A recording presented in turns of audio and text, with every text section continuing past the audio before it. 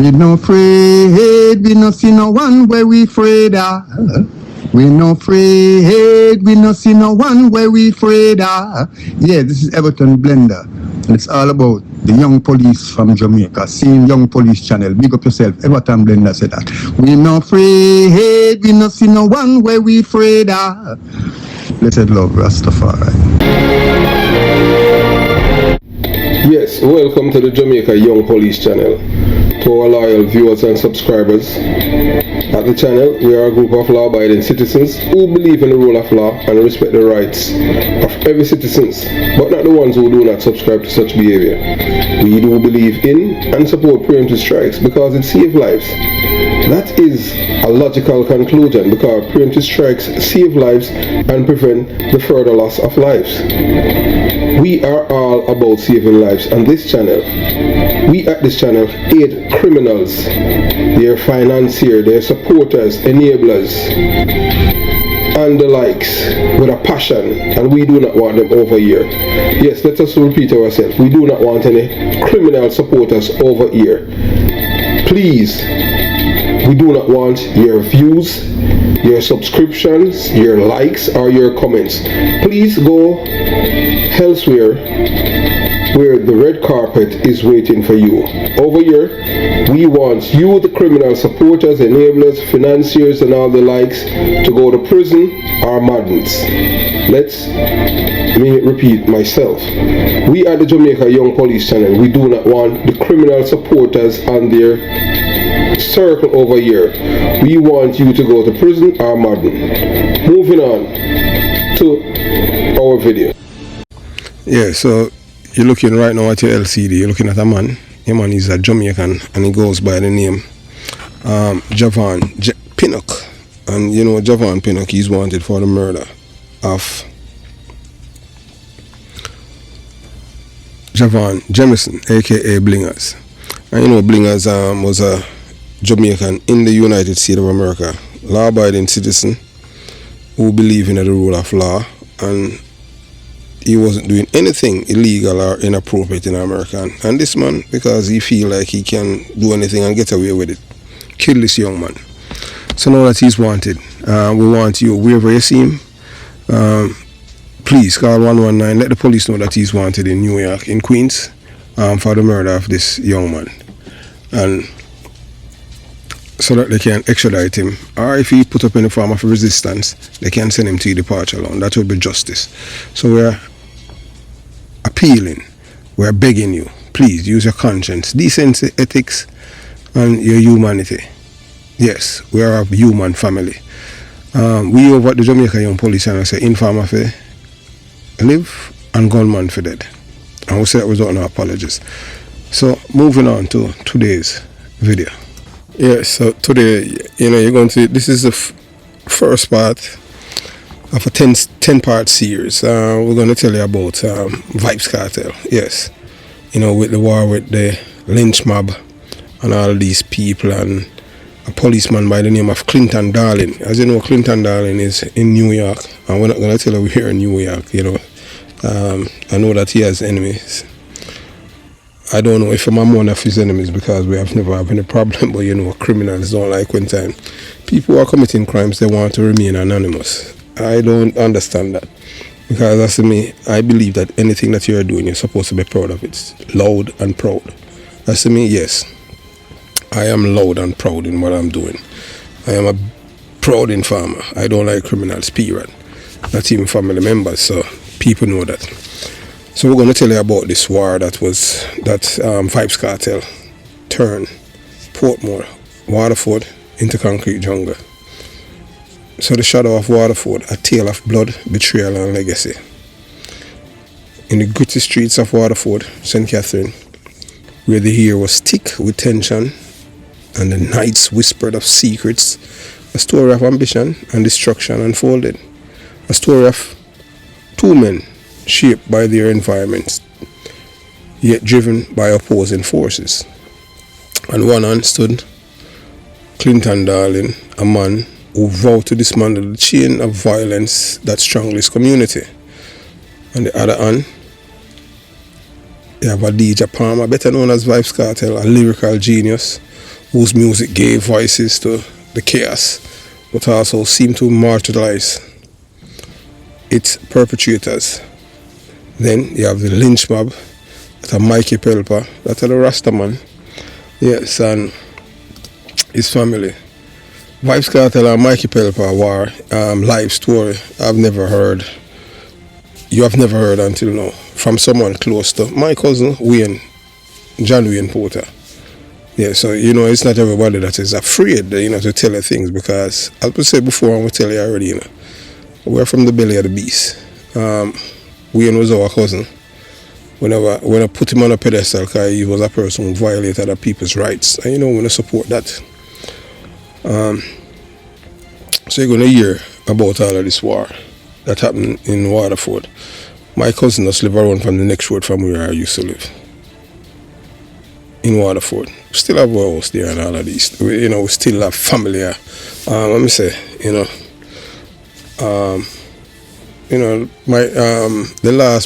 only person I really have done is my, a brother who was a police officer, and he used to live there too. Same even Wayne have a brother too was police. But it's not every police are police. You have some police who are real criminal. We're not saying that about our cousin, we're just telling you that about life. You understand? So we'll continue your journey. And Vybz Kartel and lynch mob, and you're going to hear the people, them kill each other and turn the place. Vybz Kartel is the epitome of evil. You're going to hear this for yourself. So between them lay the shadow of the lynch mob crew, a name that sent chills down spines and dominate the streets with fearsome precision. When I was growing up, these youths, them younger, you never even hear about them. Used to, a few of them. Used to have some youth who live around by Caymanas Drive. Them come from Jonestown too, I don't remember. I think two of them, because I was the first one from that surrounding the Waterford that joined the police force. Used to have a man who lived on Portland West, opposite, came from my party, his name is Barnes, them call him Bunny. He was a policeman. Used to have an ex-policeman who lived on our party, he used to work a patrol, name is Martin. He migrated back in the 80s. Yeah, his wife was a nurse. She didn't mean. And after I became police, then a whole heap of youths in our community joined the force. And I must say, boy, based on how them say or operate. And them take a liking onto it. So I was the first one that branched out. Because most of the people in our community, they are from the same background as yours truly. Concrete Jungle, Jonestown. So most of them move from there and they have the same criminal mind. Yeah, so people move from Concrete Jungle, Jonestown, and you go to Waterford, Portmore. It's like uptown back then. So amid the turbulent backdrop, there was Wayne Porter, alias John Wayne, my cousin, a young man of immense promise. Wayne attended Kingston College, one of Kingston's most prestigious high school. He got a bigger school than me, yeah. I passed common entrance before him, but he got a bigger school than me. Kingston College and a ordinary school, bright. Not a bad looking boy either, and graduated with honors. Yet, for all his potential, he made a fateful decision toward the path of crime. A choice that would cement his legacy, not as a scholar, but as a feared figure on the streets of St. Catherine and Kingston. Wayne believed that power came from not building, but from tearing down, from instilling fear rather than earning respect. He idolized men who rule with guns and ruthlessness, believing that their infamy made them heroes. His choices would lead him to the dark underbelly of Waterford, where crime and survival were inseparable. The man even have a car, Wayne have a car where I have no reverse. I don't know how him drive it. You're going to hear even that. And it was here that his path crossed with mine in a way neither of us have predicted. When I was a police officer stationed at Unsby, Wayne was wanted for murder, and him etched onto the wanted list of the St. Catherine most notorious criminals. But then you just did have one division, the St. Catherine. You never have no St. Catherine North and South. It's the PMP LGBTQ plus criminal organization. Government did that because they wanted Portmore. Portmore was their concrete jungle. They don't care about the people, you know, just vote.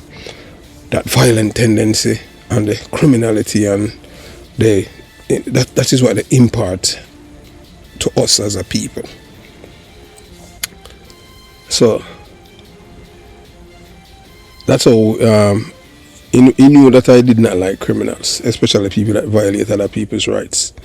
So although we were a family related by blood, we never see eye to eye, yet never. He knew that I despise him. He have maybe a love-hate relationship. He have never told me that he hate me. He always said, boy, I love you because I'm proud of you. But I would never acknowledge what he had said because I know what he was doing is wrong. I don't like that kind of, that's just in me. Because born in the belly of the beast and I've seen so many things growing up, I just could not support people to violate other people's rights. So fate would have it that when he was captured in my police era in a Greenwich Farm, whilst I was away at court at the time when I went on an operation, I don't know if it was done by design because he knew, everyone in my family knew that I despise Wayne because of what he has done. That's only to desecrate the name of Porter. Because we are not from a criminal-minded family. We are from people who are industrious, educated, and believe in a rule of law.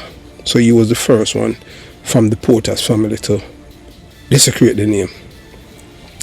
So upon learning of his arrest, he reported express relief, saying that, I am glad you weren't here. He wasn't here. So the thing is that now, so when I came from court, the police did not know that they had held him, you know, because at the time, it's not like now we have technology. You know, police just work on description and as detectives.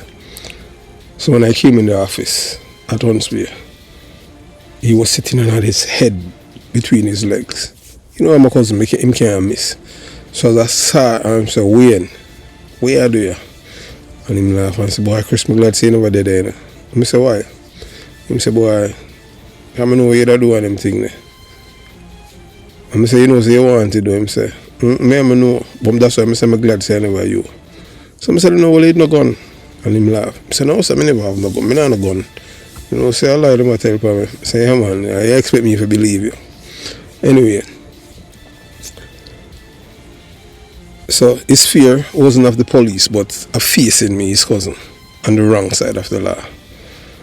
So the lynch mob crew, lords of Waterford, to understand Wayne's descent and the conflict that engulfed Waterford, one must grasp the shadow cast by Mikey Pelpa Lynch, that are Michael Lynch, the leader of the lynch mob crew. This was no ordinary gang, it was an empire of terror, a group whose reach extend far beyond Waterford, leaving a trail of devastation in its wake. Mikey Pelpa Lynch was a man of unparalleled influence, feared for his cunning and brutality. He was a kingpin who ruled not through loyalty but through absolute dominance. For Clinton Darling, the policeman growing up, he and Mikey Pelpa, all of them used to play football, them do everything together because I see him community. So them tight, so everybody know a fight for dominance, one for control the place. What is there in a Waterford for control? Concrete house, you know. I just don't understand the part, that mind thing there. So Lynch and his crew operated with surgical precision. They weren't, executing the rivals then, they weren't starting business, but they were enforcing them own street justice. But these men were like, they behave like UF now. You understand? We're in a theme place. Woman them walk on them brassiere and panty and you can't see the ear upon the woman them. You know what I'm saying? But you can't touch them. I saw him used to operate. You understand? So him business is not going good. And Kartel was a part of him fall. So Darling family, like many other them never live in no fear. But them never like the lynch mob, them never like Kartel, emos, police. So him buy a whole heap of M16 from a guy out by the armories and stores out by Elliston Road. Buy a whole heap of M16. Three of them never good. When buy them anymore, he came to the United States of America, was bodyguard in a drug dealer. Kill the man and rob him. Clinton Darling. That's why I tell you there is no honest criminal. You're going to hear about that too. So amid this chaos was a DJ Palmer, a young man navigating the treacherous waters of Waterford. For Kartel, the lynch mob crew wasn't just a gang, it was a symbol of survival. So lynch power was inescapable. So you know, the lynch mob, them have money. And to thrive in Waterford, one had to acknowledge it. Kartel rise in the music world mirrored the rise of the lynch mob. His lyrics were a raw, unfiltered reflection of life in the streets, a reality that resonated with the disenfranchised youth. But for Darling, Kartel music wasn't art, it was ammunition. So, lynch mob, that are Mikey Pelpa, so they were funding Vybz Kartel career. Put him up there because, you know, he have been... Vybz Kartel didn't reach where he reached as most artists. He reached there by blood, killing people, rivals in the music industry. Like him kill Daddy Flame and all these youth to beat him. So him have blood all over him. Mikey Pelpa now, they had money. They lynched them. You're going to hear about them. And you have one named Kirk Lynch. Them say them know me, I don't know them. Most of the people in Waterford, them know me. They know my father, they know my mother, because we are original people. But the way I was raised sheltered by my father and my mother. Because we were coming from, them no want to mix with the same people them. So even the same people them when I come in, they say, boy, to some people, the mother say my father white. Or, yeah, them never say him half white, them say him white. And some people used to say my father racist. I say my father for racist and my mother is a black woman. You understand? But him never want to feel. And him used to, him never, the worst thing that, me not tell a lie. So, me have one friend out there at Waterford. Him now, whether or not you want to believe it, sorry for him in white. Yeah, you see him white. Yeah, him dead still. My best friend. He was the only youth that could have come on my yard. And I'm going to feed me alone. Anytime I come out of my house, if I go look for my mother, or go for my mother family or them thing, yeah. I don't go on the bridge in the yard. I feed parents, them share have the same philosophy as my father. Them not in a corrosive behavior thing, and them kind of people that call them say them not going anywhere. So about Darling Kartel, them have, because Kartel now want to dominate the place I might done. Kartel and my cousin, them go way back in my way, because them start the gang business in a Waterford and a Vybz Kartel. When Wimpy and all of these people, you're going to hear about that. So Mikey Pelpa Lynch, you know, big war between him and Vybz Kartel, and man dead. The first death was his brother, Kirk Lynch. You're going to hear about that. 2 people were arrested and charged for that, and they were acquitted by the court because witnesses did not turn up. And so instead of creating a power vacuum, when Vybz Kartel, all of them are go at war, you're going to hear, it's just crazy. So, Darling and Kartel, right now, he have to move even and his entire family out of the community, because it was four of them at war with each other. Me never seen nothing like this. You understand? At the time, I was not in Jamaica. You understand? Number one, I know youths in a community where me and them grow. And some of them, yeah, like the youth now, when he Uzi Junior or live from part here. When my cousin killer end up, that's how him lose him life, Wayne. And I never see them with them gun and them thing. And number one, although we grew up together, them they kind of have a certain a fear for me as a police. Because I come to Waterford and a couple of things me do over there, even close, about 2 blocks from which part we live on them thing there. And you understand?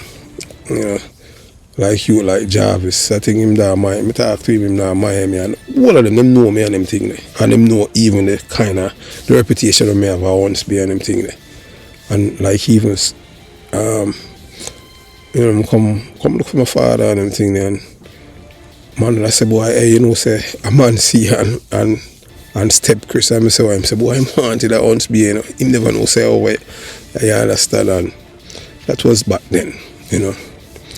So, Wayne, you know, so the police had kill him, kind of kill Junior, and, you know, kill Junior, and police kill him after. Him and Junior was best friend, and him kill Junior for gun.